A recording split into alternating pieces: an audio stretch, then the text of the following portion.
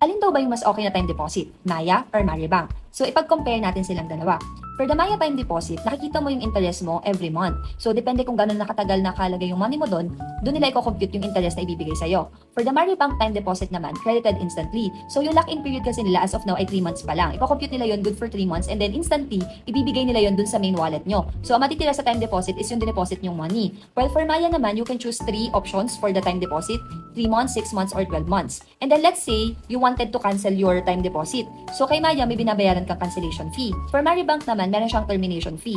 Kung let's say, nagbukas ka ngayon and then before mag-reach yung 48 hours, kinancel mo siya, walang termination fee. Pero pag after 48 hours na, may termination fee ka na.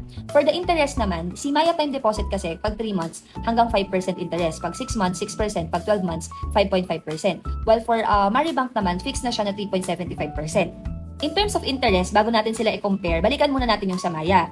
So, si Maya time deposit ay may 3 months, 6 months, and 12 months.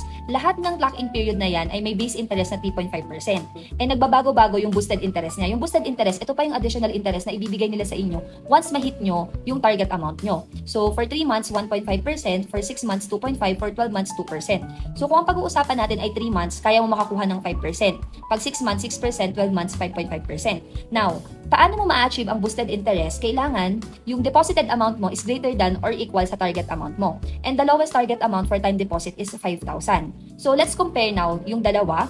Pero ang magiging common natin is 3 months. Kasi si time deposit, naka 3 months siya for the Maribank. And sa Maya, yung 3 months na lang din yung magiging basis natin.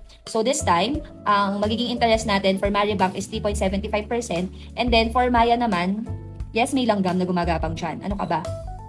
So going back, for Maya naman na 3 months, ang base na is 3.5, the boosted is 1.5, so pwede tayo makakuha ng 5%.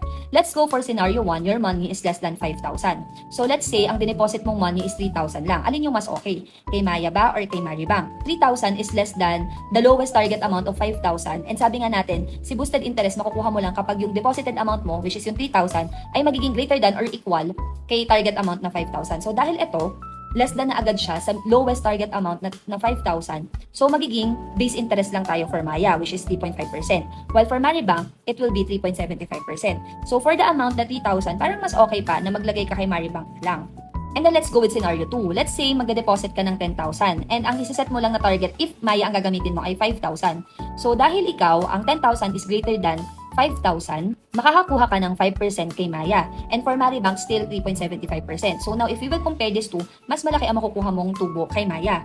And then for scenario 3 naman, the deposited amount is 10,000. Pero sabi mo, ay, ang gusto ko talagang pag-ipunan, 50,000 eh. Kaya ang sinet mong target amount, 50,000 for Maya. So dahil ang 10,000 is less than the target amount na 50,000, ang makukuha mo lang is the base interest of 3.5%. And then for Maribank, so kung same amount yung ilalagay mo, 3.75% ka. So, ang tanong, mas okay ba na this time Maribank yung piliin ko?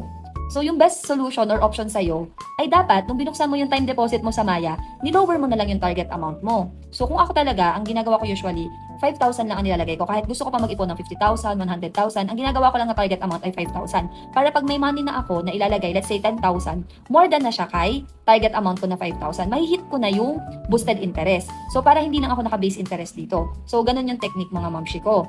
Now, ano pa yung difference ng Maya at Maribank? Sa Maya kasi, pag naglagay ka ng money, let's say nag-deposit ako 10,000, pwede ko pa yan dagdagan ng dagdagan. Pero kay Maribank kasi, pag naglagay ka ng money, let's say 10,000, for the whole 3 months, 10,000 lang yan. Hindi mo na pwedeng dagdagan pa. Kaya mas gusto ko si Maya kasi pwede ko pang mapataas yung money ko sa time deposit. Going back dun sa question, ano mas maganda, Maya or Maribank? Una, depende siya sa amount na ilalagay nyo. Pangalawa, yung bang amount na yun, fixed na yun, or magdadagdag ka pa ba ng amount? So, timbangin nyo din. Kasi pag nilagay nyo na yung money nyo, especially kay Maribank, 3 months lock na yan. Or kay Maya naman, 3 months, 6 months, 12 months lock na yan. So, nasa inyo guys kung alin ang mas pipiliin nyo sa kanilang dalawa. Pero yan yung mga sample na pwede nyo maging basis. Yan lang, bye-bye!